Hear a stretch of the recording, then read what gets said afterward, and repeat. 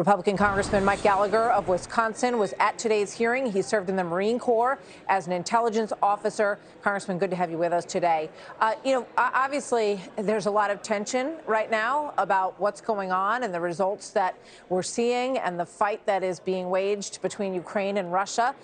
What did you think, as a veteran yourself, of that back and forth between the defense secretary and Congressman Gates and others? I'm going to show an exchange of yours in a moment.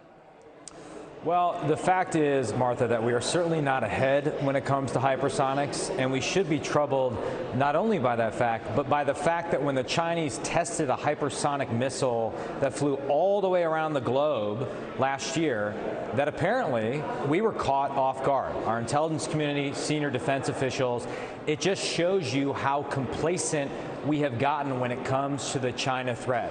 And as for Secretary Austin's response, I think he needs to be honest about the fact that the president's defense budget is a cut to conventional hard power. Chairman Milley admitted in the hearing that the 2% inflation assumptions built into the budget were obviously unrealistic. So if that's the case, why did they rely upon those assumptions?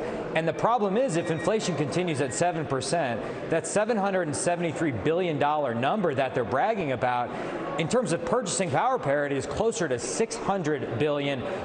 So we are cutting conventional hard power precisely at the time when Russia and the tragedy underway in Ukraine is reminding us of how important it is to invest in hard power. Let's take a look at this exchange where you were asking General Austin if the goal is to deter Vladimir Putin. Let's watch. I've just laid out what my goals were, and certainly... Which did not include deterring Putin from invading Ukraine, unless I missed it.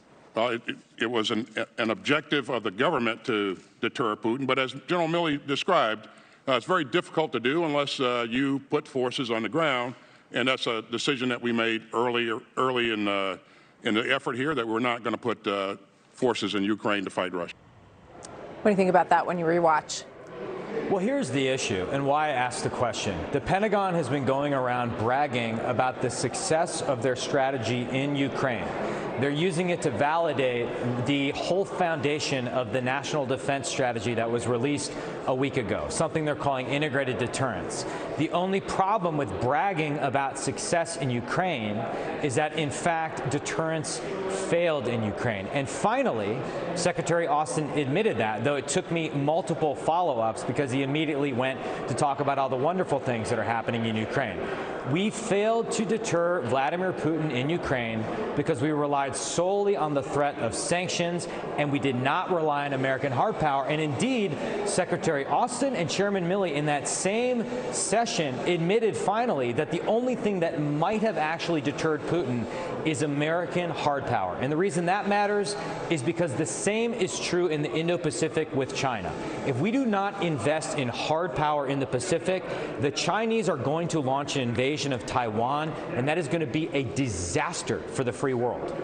Yeah, that's the big picture that I think everyone has to really be mindful of, about the power struggle between Russia and China and wanting to diminish America and the United States on the world stage. That's what this is really all about behind what's happening in Ukraine. We know because they've told us exactly that. Thank you very much, Congressman. Good to have you with us today.